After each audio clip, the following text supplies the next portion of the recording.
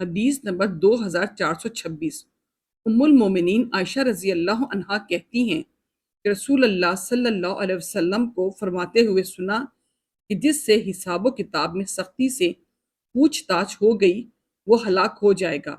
میں نے عرض کیا اللہ کے رسول، اللہ تعالیٰ فرماتا ہے جس شخص کو نامہ اعمال اس کے دائیں ہاتھ میں دیا جائے گا اس سے آسان حساب لیا جائے گا۔ آپ نے فرمایا اس سے مراد صرف اعمال کی پیشی ہے۔ امام ترمذی کہتے ہیں یہ حدیث حسن صحیح ہے۔ ایوب نے بھی ابن ابی ملیکہ سے اس حدیث کی روایت کی ہے۔ حدیث نمبر 2446۔ عبداللہ بن عباس رضی اللہ عنہما کہتے ہیں جب نبی اکرم صلی اللہ علیہ وسلم معراج کے لیے تشریف لے گئے تو وہاں آپ کا ایک نبی اور کئی نبیوں کے پاس سے گزر ہوا۔ ان میں سے کسی نبی کے ساتھ ان کی پوری امت تھی، کسی کے ساتھ ایک جماعت تھی، کسی کے ساتھ کوئی نہ تھا، یہاں تک کہ آپ کا گزر ایک بڑے گروہ سے ہوا۔ تو آپ نے پوچھا یہ کون ہیں؟ کہا گیا یہ موسیٰ اور ان کی قوم ہیں۔ آپ اپنے سر کو بلند کیجئے اور دیکھیے تو یکا میں نے ایک بڑا گروہ دیکھا جس نے آسمان کے کناروں کو اس جانب سے اس جانب تک گھیر رکھا تھا۔ مجھ سے کہا گیا کہ یہ آپ کی امت ہے اور اس کے سوا آپ کی امت میں 70,000 اور ہیں جو جنت میں بغیر حساب کے داخل ہوں گے۔ پھر آپ صلی اللہ علیہ وسلم گھر تشریف لے گئے اور لوگ آپ سے اس کی بابت نہیں پوچھ سکے اور نہ ہی آپ نے ان کے سامنے اس کی تفسیر بیان کی۔ چنانچہ ان میں سے بعض صحابہ نے کہا شاید وہ ہم ہی لوگ ہوں، اور بعض نے کہا شاید ہماری وہ اولاد ہیں جو فطرت اسلام پر پیدا ہوئیں۔ لوگ گفتگو کر ہی رہے تھے کہ نبی اکرم صلی اللہ علیہ وسلم باہر نکل آئے اور فرمایا یہ وہ لوگ ہوں گے جو نہ بدن پر داغ لگواتے ہیں اور نہ جھاڑ پھونک اور منتر کرواتے ہیں اور نہ ہی بدفعلی لیتے ہیں، وہ صرف اپنے رب پر توکل و اعتماد کرتے ہیں۔ اسی اثنا میں عکاشہ بن محسن رضی اللہ عنہ نے کھڑے ہو کر عرض کیا اللہ کے رسول کیا میں بھی انہی میں سے ہوں؟ آپ نے فرمایا ہاں تم بھی انہی میں سے ہو۔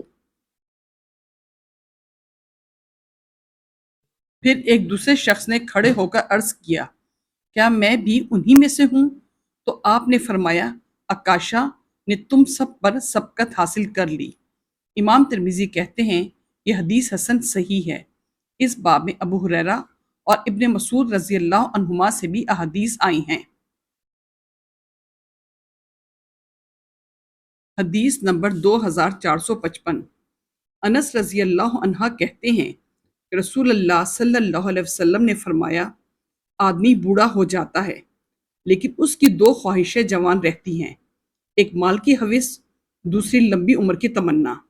امام ترمذی کہتے ہیں یہ حدیث حسن صحیح ہے۔ حدیث نمبر 2463۔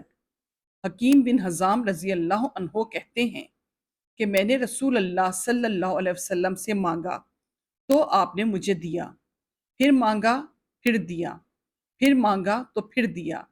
پھر آپ نے فرمایا حکیم بے شک یہ مال ہرا بھرا میٹھا ہے، جو اسے خوش دلی سے لے لے گا اسے اس میں برکت نصیب ہوگی، اور جو اسے حریص بن کر لے گا اسے اس میں برکت حاصل نہ ہوگی۔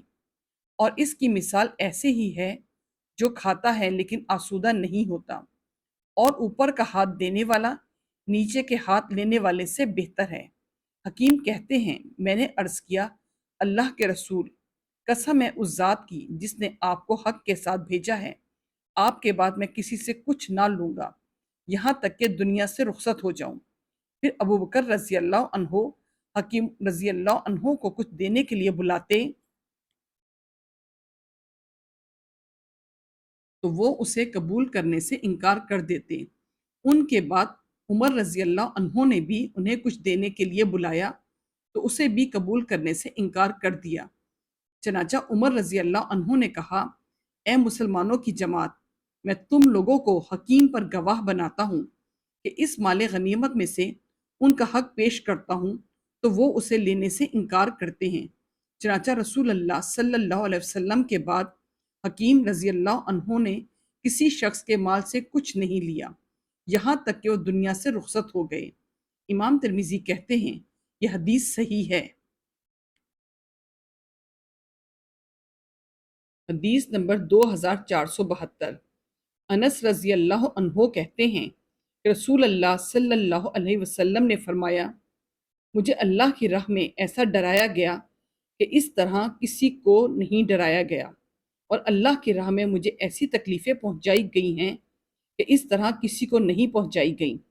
مجھ پر مسلسل 30 دن اور رات گزر جاتے اور میرے اور بلال کے لیے کوئی کھانا نہیں ہوتا کہ جسے کوئی جان والا کھائے، سوائے تھوڑی سی چیز کے جسے بلال اپنی بغل میں چھپا لیتے تھے۔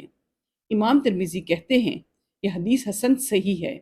اس حدیث میں وہ دن مراد ہیں کہ جب آپ صلی اللہ علیہ وسلم اہل مکہ سے بیزار ہو کر مکہ سے نکل گئے تھے، اور ساتھ میں بلال رضی اللہ عنہ تھے۔ ان کے پاس کچھ کھانا تھا جسے وہ بغل میں دبائے ہوئے تھے۔